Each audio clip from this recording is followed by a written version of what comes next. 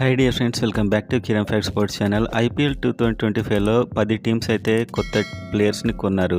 So కొన్ని టీమ్స్కు captains కూడా మారబోతున్నారు. And sun rise Hyderabad fans కూడా వాళ్ళ ప్లేయింగ్ 11 ఎలా ఉండే ఛాన్సెస్ ఉన్నాయి అనేది వీడియోలో అయితే చూడబోతున్నాం.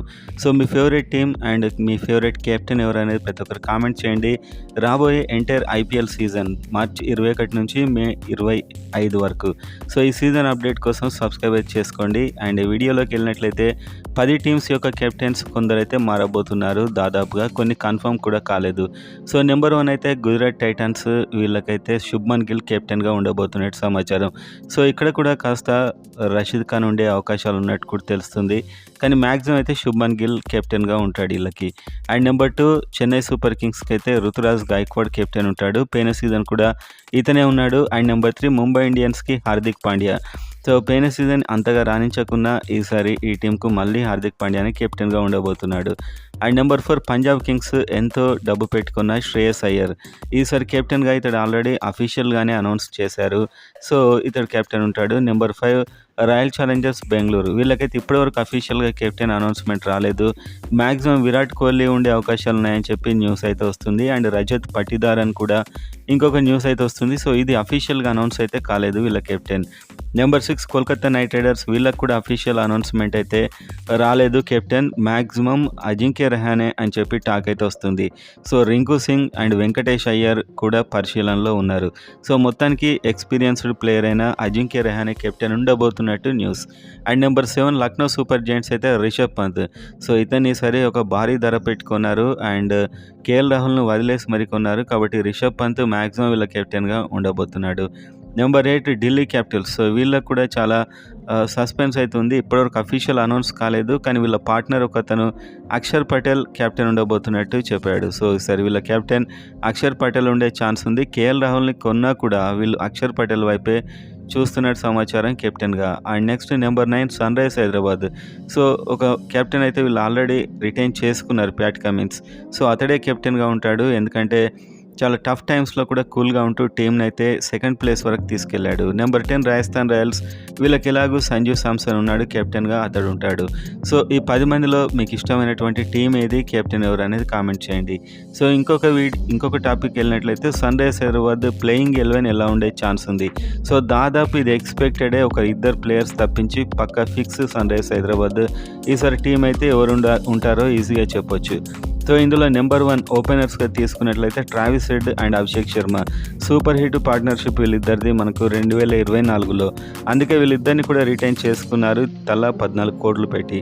సో వీళ్ళైతే ఖచ్చితంగా ఈసారి ఓపెనర్స్గా ఉండబోతున్నారు. ఒక విధ్వంసకరమైనటువంటి ఓపెనింగ్ పార్ట్నర్షిప్. సో వీళ్ళనైతే డిస్టర్బ్ చేయరు. దాదాపు ఇదే ఓపెనింగ్ జోడి అయితే ఉంటుంది. అండ్ ఈసారి ఫస్ట్ డౌన్ అయితే ఇషాన్ కిషన్ కొన్నారు. సో 11 కోట్ల దాకా పెట్టుకున్నారు. సో ఇషాన్ కిషన్ కూడా same Travis Head and Abhishek Sharma లాంటి ప్లేయర్. సో ఈ ముగ్గురు అయితే టాప్ 3గా ఎట్టి పరిస్థితుల్లో 100% వీళ్ళు దాదాపు ఫిక్స్. ఒక విధ్వంసకరమైనటువంటి ప్లేయర్స్ ముగ్గురు. సో ఈసారి ఎస్ఆర్హెచ్ టీంలో బ్యాటింగ్ మాత్రం చాలా బ్లాస్టింగ్ బ్యాటింగ్ అయితే ఉండబోతుంది. And next number 4 Nitish Kumar Reddy. So రీసెంట్గా మంచి ఫామ్లో ఉన్నాడు నితీష్ కుమార్. ఆల్రౌండర్గా కూడా రాణిస్తున్నాడు. సో బిగ్ హిట్స్ కొడుతున్నాడు. ఇండియా టీంకే సెలెక్ట్ అయ్యాడు.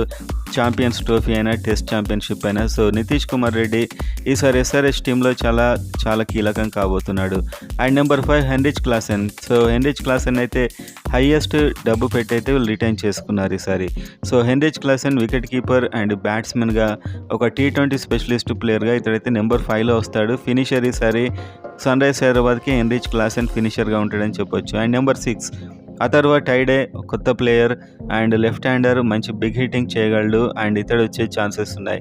సో ఇక్కడి వరకు అయితే బ్యాటింగ్ చాలా బలంగా ఉంది. అథర్వ టైడే యంగ్ ప్లేయర్ అయినా కూడా చాలా పొటెన్షియల్ ఉన్నట్టు సమాచారం. జూనియర్ లెవెల్లో అయినా డొమెస్టిక్లో అయినా చాలా బాగా ఆడతాడు. And number 7 Abhinav Manohar. So ఇంకొక ప్లేయర్.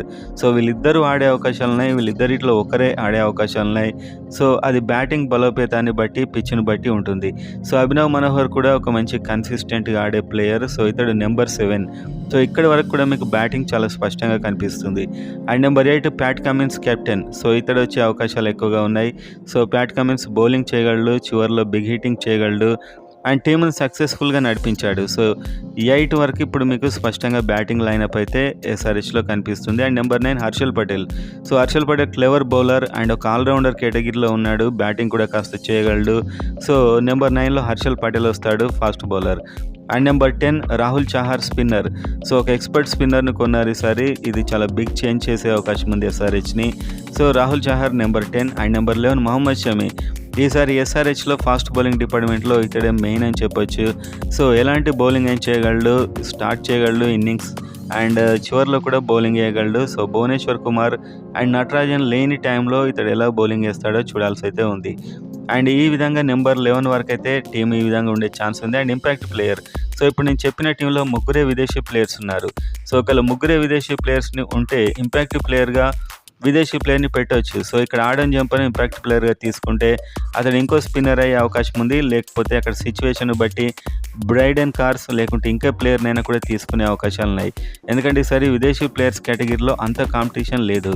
2024 వరకు చాలా కాంపిటీషన్ ఉండేది. ఈసారి అయితే కాంపిటీషన్ ముగ్గురే, only Travis Head and Heinrich Klaasen and Pat Cummins, ఈ ముగ్గురే ఉన్నారు. అండ్ మిగతా ఎవరైనా కూడా ఇంపాక్ట్ ప్లేయర్ ఆర్ లేకపోతే ఇంకొక ఇండియన్ తీసుకునే ఛాన్స్ అయితే ఉన్నాయి. సో ఈ విధంగా ఆడెన్ జంప్ అయితే టీంలో ఉండే ఛాన్సెస్ కూడా ఉన్నాయి దాదాపు.